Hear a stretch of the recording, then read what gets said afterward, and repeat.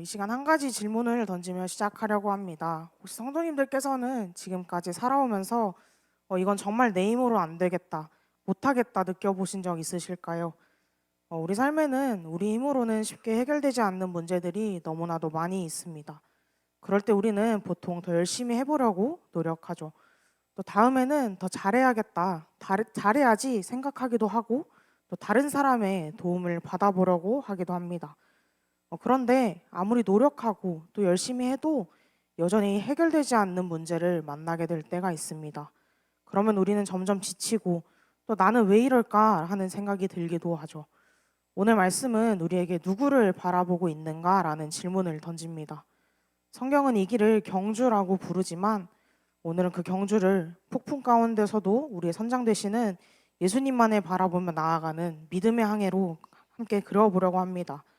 앞서 던진 질문을 기억하며 믿음의 항해 가운데 내 힘만 의지하려던 그 마음을 내려놓고 하나님만을 바라보고 또 의지하며 나아가는 우리가 되길 소망합니다.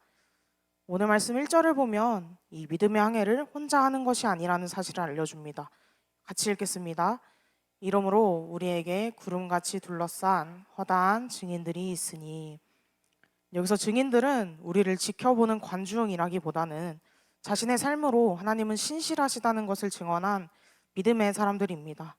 그들의 삶이 오늘 우리에게 하나님은 끝까지 붙드신다라고 말해주고 있는 것이죠. 앞선 장인 히브리서 11장에는 믿음으로 살았던 사람들이 나옵니다. 아브라함은 갈 바를 알지 못하고 고향과 친척을 떠나라는 그 말씀 하나만을 붙들고 앞으로의 삶이 어떻게 될지 전혀 알지 못한 채 떠납니다. 또 모세는 하나님의 백성과 함께 고난받기를 원하여 바로의 공주의 아들됨이라는 그 칭함받기를 거절했습니다. 왕궁의 안락함과 부귀영화를 마다하고 또 그리스도를 위하여 받는 그 수모를 애굽의 모든 보화보다 더 큰 재물로 여겼습니다. 성도님들, 믿음의 선배들은 우리보다 특별한 사람들이 아니었습니다. 그들도 우리와 똑같이 두렵고 흔들렸을 것입니다. 그런데 그들이 끝까지 걸어갈 수 있었던 이유는 단 하나, 하나님을 바라봤기 때문입니다.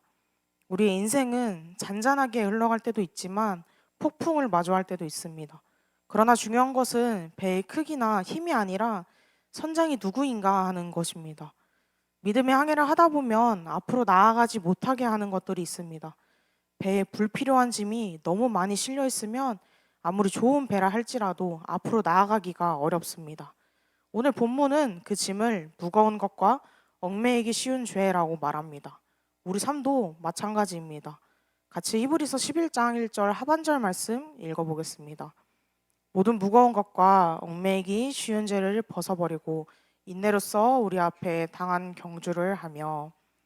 우리가 믿음의 항해를 하며 나아갈 때 우리를 붙잡고 앞으로 나아가지 못하게 만드는 것이 있다라고 말하는 것입니다. 여기서 무거운 것은 반드시 죄만을 이야기하지 않습니다. 염려와 두려움, 지나친 욕심, 또 비교의식처럼 우리의 믿음을 무겁게 만드는 것들도 있습니다.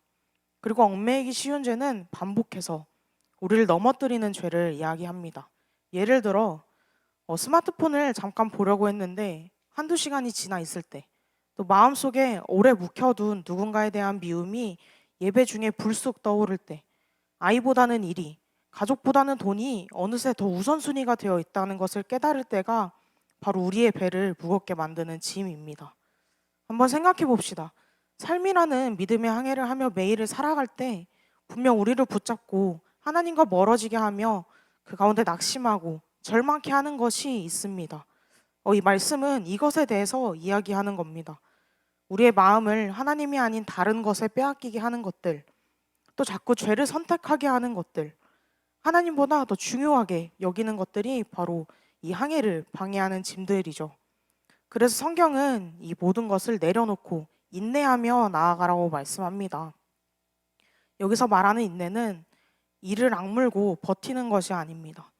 끝까지 예수님을 바라보며 포기하지 않는 믿음인 거죠. 그런데 여기서 또 한 가지 질문이 생깁니다. 우리에게 그렇게 할 수 있는 힘이 있냐는 질문입니다.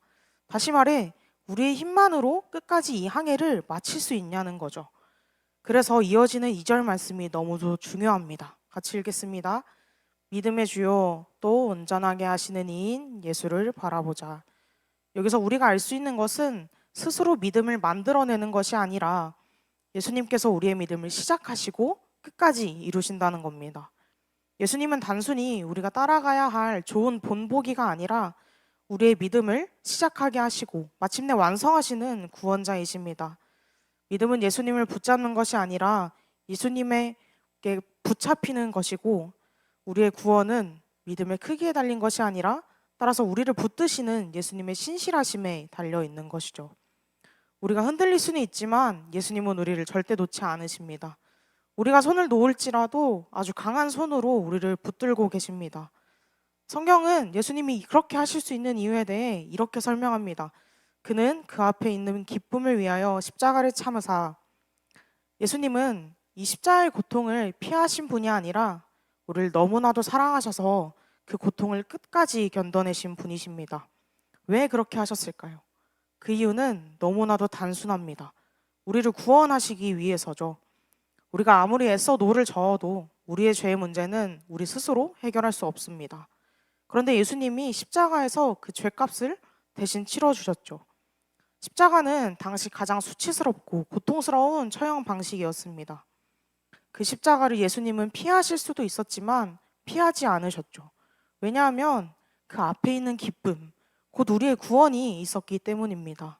예수님은 그 고통을 감수할 만큼 우리를 너무나도 사랑하셨던 거예요. 뿐만 아니라 예수님은 그 십자가의 수치조차도 개의치 않으셨습니다. 우리를 구원하는 일, 그 앞에서 어떠한 수치도 문제 삼지 않으셨던 겁니다. 그렇게 우리가 받아야 할 심판을 예수님이 대신 받으시고 우리가 누려야 할 하나님과의 관계를 예수님이 회복시켜 주셨습니다. 그래서 우리는 지금 이 믿음의 항해를 시작할 수 있는 것이죠. 십자가가 없었다면 항구를 떠날 수조차 없었을 겁니다. 예수님은 죄인인 우리를 위해 십자가를 지셨고 그 고통의 길을 끝까지 걸어가셨어요. 그리고 지금은 하나님 보좌 우편에 앉아 계시죠.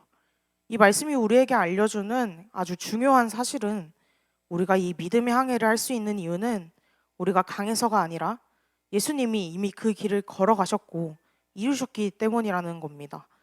그래서 우리는 이 항해를 혼자 하는 것이 아니라 예수님을 바라보고 그분을 의지하며 나아가야 하는 거죠. 그러므로 우리는 이 말씀을 들을 때 단순히 열심히 살아야지라고 결심하는 것으로 끝나는 것이 아니라 겸손히 하나님만을 바라보며 기도하며 나아가야 합니다. 우리 아이가 처음 걸음마를 배울 때를 생각해 보시길 바랍니다. 아이는 스스로 일어나서 걷는 것 같지만 사실 부모가 곁에서 손을 잡아서 세워주고 넘어지면 다시 일으켜 세워줍니다. 아이가 혼자 걷는 게 아니라 부모가 함께 붙잡아 주기에 걸을 수 있는 거죠. 예수님이 믿음의 항해를 끝까지 함께 하신다는 것이 바로 이런 의미입니다. 그런데 이 믿음의 항해를 하다 보면 우리는 지쳐 멈춰서고 싶은 순간도 찾아옵니다. 성경에도 똑같이 지쳐 멈추었었던 인물이 있습니다. 바로 엘리야인데요. 엘리야는 갈멜산의 그 놀라운 기적을 마주한 이후 이세벨의 위협 앞에 로뎀나무 아래에 누워 죽고 싶다라고 이야기합니다. 그러나 하나님은 이 엘리야의 기도에 침묵하신 게 아니라 천사를 통해 이미 음식을 예비하셨습니다. 하나님은 엘리야를 왜 믿음이 없느냐 하며 책망하지 않으시고 먼저 먹이시고 쉬게 하시고 다시 일으켜 세우셨습니다. 하나님은 이처럼 지친 종을 정죄하기보다 회복시키시는 분이십니다. 우리도 이 믿음의 항해를 하다 보면 분명 지칠 수도 있습니다. 그러나 주님은 그런 우리를 버리지 않으시고 다시 일으켜 세우십니다. 우리가 지치고 낙심해서 아무것도 구할 힘조차 없을 때에도 하나님은 우리가 구하기도 전에 이미 우리를 돌보고 계신 것이죠. 그렇게 우리는 이 항해를 계속해 나갈 때 낙심하고 절망할 필요가 전혀 없는 겁니다. 우리가 해야 할 일은 그저 하나님의 때에 선하게 일하실 그 주님을 기대하며 아버지만을 바라보고 묵묵히 기도하며 기다려야 하는 것입니다. 너무나도 단순해 보이지만 어렵고 또 어떻게 따라가야 할지를 모르겠어서 매 순간 고비를 마주하는 것 같습니다. 그러나 하나님께서는 우리가 고민하고 흔들리는 이 순간에도 우리와 늘 동행하고 계십니다. 말씀을 정리하며 다시 질문을 해보겠습니다. 사랑하는 성도님들, 우리에게는 이 믿음의 항해를 끝까지 할 수 있는 힘이 있을까요?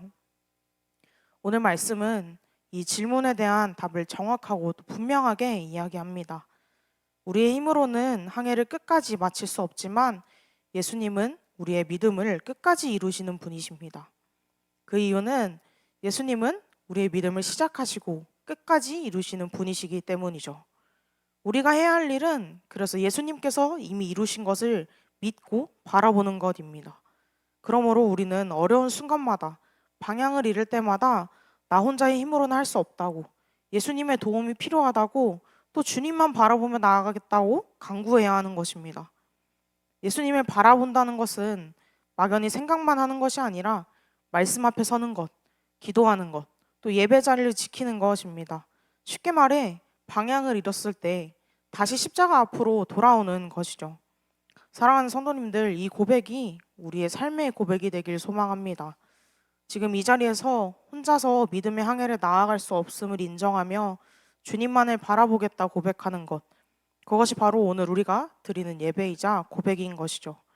우리 인생의 배를 우리 손으로 조종하는 것이 아니라 선장 되시는 예수님께 방향키를 맡기는 것, 이것이 폭풍보다 선장을 더 신뢰하는 사람이 바로 믿음의 사람이라는 증거인 것이죠. 혹시 지금 이 자리에 폭풍 한가운데 계신 분이 계십니까? 질병일 수도 있고 자녀의 문제일 수도 있고 또 경제적인 어려움일 수도 있습니다. 이번 한 주도 우리의 인생의 방향키를 선장 되시는 예수님께 맡기며 염려가 찾아올 때마다 말씀 앞으로 돌아가고 두려움이 찾아올 때마다 기도의 자리로 나아가고 또 흔들릴 때마다 예배 자리로 돌아오는 온전히 예수님만을 바라보는 우리가 되길 바랍니다. 끝까지 이 믿음의 항해를 이어가는 우리가 되길 소망합니다. 이 시간 같이 찬양하고 기도하겠습니다.